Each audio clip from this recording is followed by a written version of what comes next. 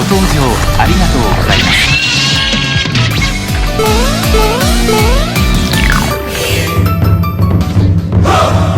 What's up, Japan? Are you ready? Good day mga ka-online palaboy! After my misadventure here at Narita, I was shocked. My short trip charged me more than 1,000 yen. Nani? I tried to insert the key again, then this happens. Voila! I'm so dumb. I just wasted my 500 yen instantly. As I walk through, my fear is coming to life. I'm now heading to Tokyo, where many adventures are waiting for me. My next agenda is to check in at APA Hotel Ryogokku. It will take me 21 stops, approximately 1 hour and 35 minutes traveling.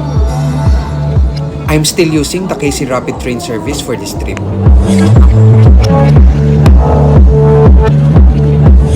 This is my best option to reach my hotel, although I have to walk for a few minutes more after my train ride to get to the hotel.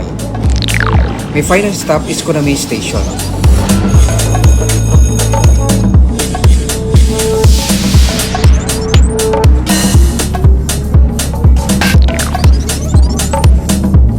Expect more green colors as our route are mostly Japan rural areas. I will give you an uncut of my full train ride in a separate episode.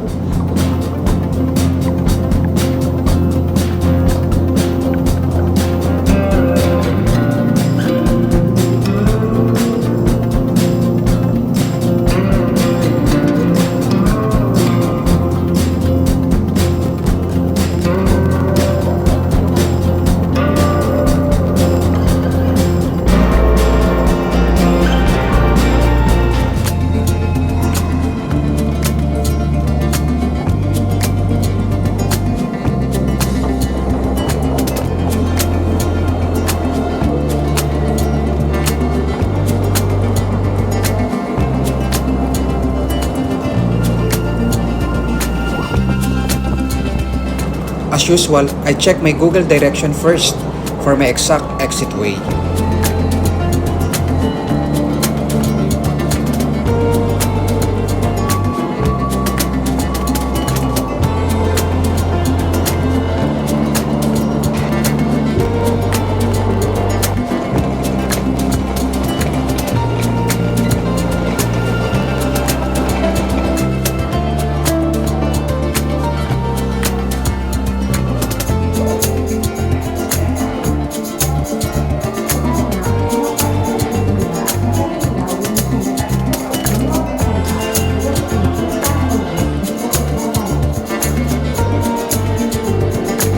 Oops, busted. I need to recharge.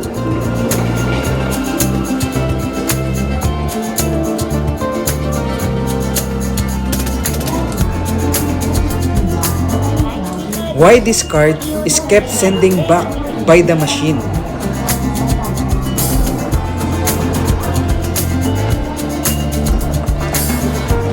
It took me for a while before I realized that it is not the right place for recharging the card. It seems it is the same place where I get my welcome Suica card. Not again! Am I having a technology gap? Finally, that's your place. So my fare is 964 yen and I only have 516 on my card. I'll be charging 1,000 yen only in the meantime just to pass through. And I don't see the need to load more as my future destinations are just nearby.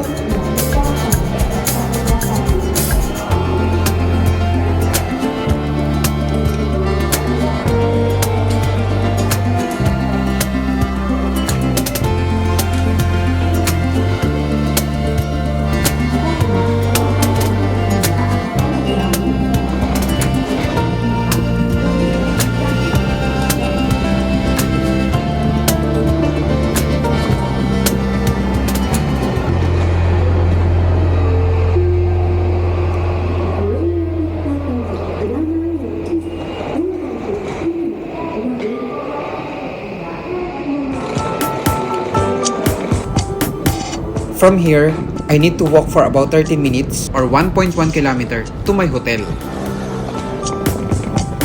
I'll be having a full walkthrough of the Ryogoku area on a separate episode, so stay tuned for that.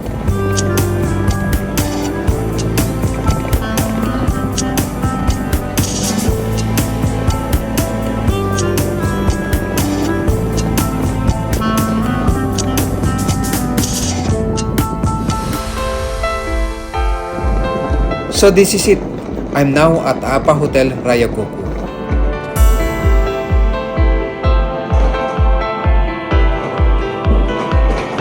I arrived here an hour ahead of my check-in time at 3 p.m.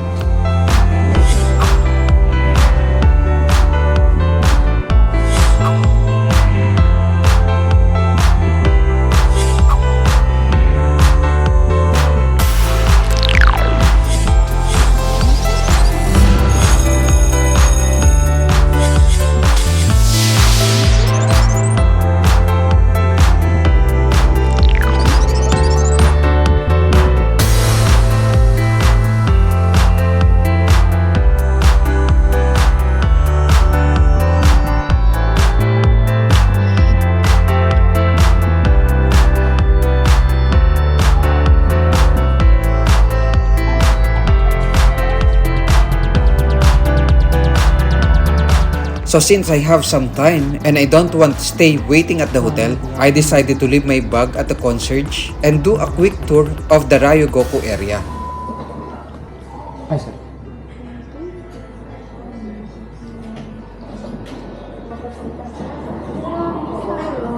Yes. Your reservation is for 8 nights from today. Yes. You cannot log into the room for 5 hours. Check-in time for 3 p.m. So until the 3 p.m.? Yes, until Okay. the time you can leave your luggage here. Would you like to do? No problem.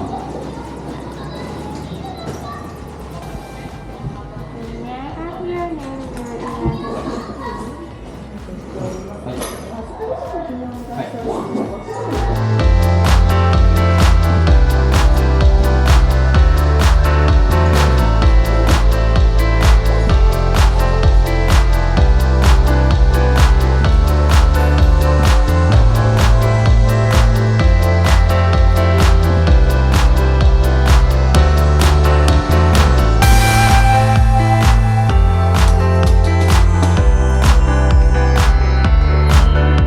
What time will you conduct the check-in today? 3 p.m. Yes. How many pieces would you like to leave 2. here? 1 luggage.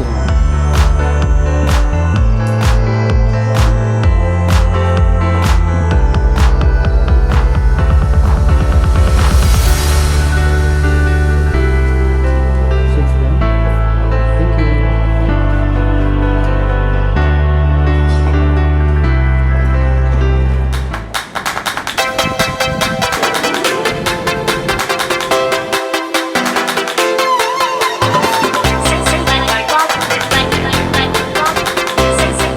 The check-in procedure is so quick and are all made electronically.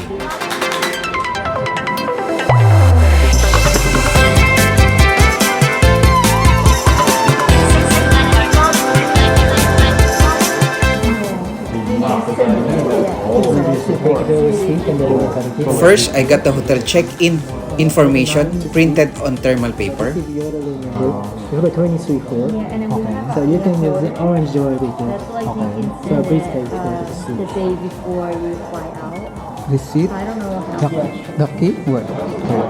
You need to like do things This is the only one I got. Here. scan. Then I got 8 pieces breakfast slip for my entire stay.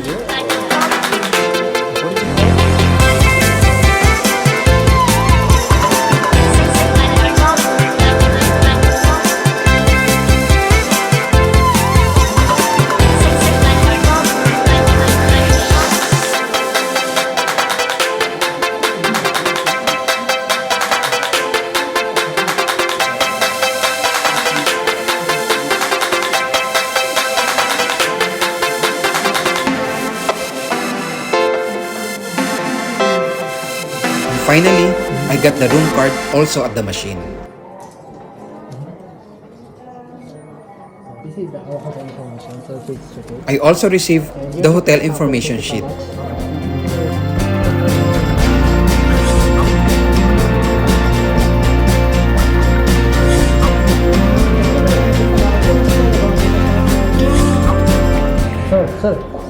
Oops, I almost forgot my Insta360 camera in my excitement to go to my room.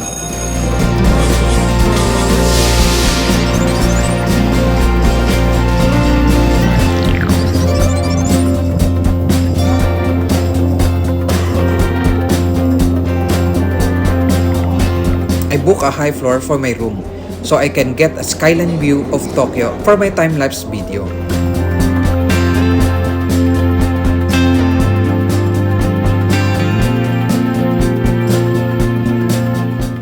I'm on the 23rd floor and my room is room 2023.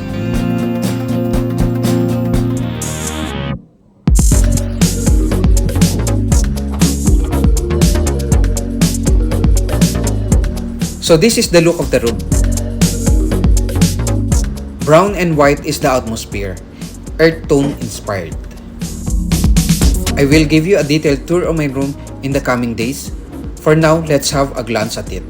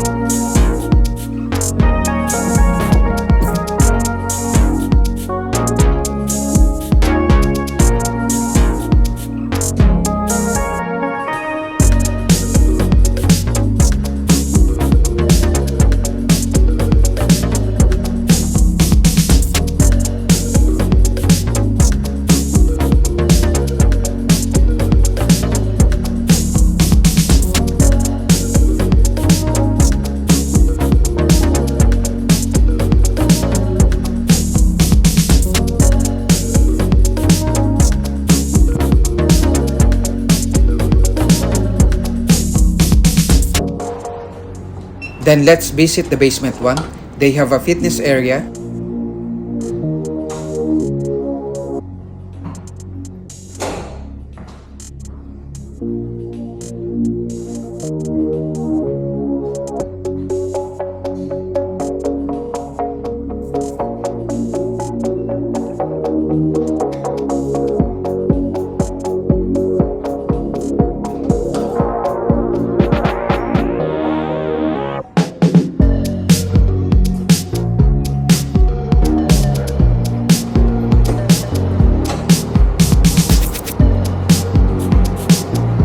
laundry area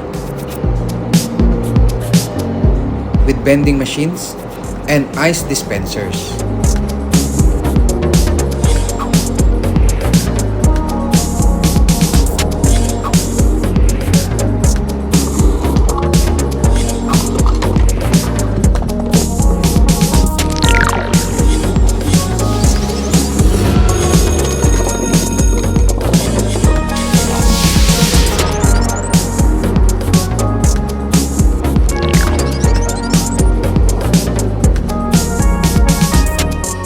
And this one.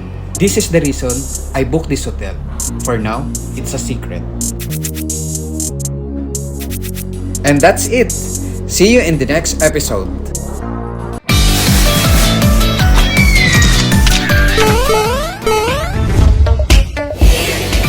Go 搭乗ありがとうございます。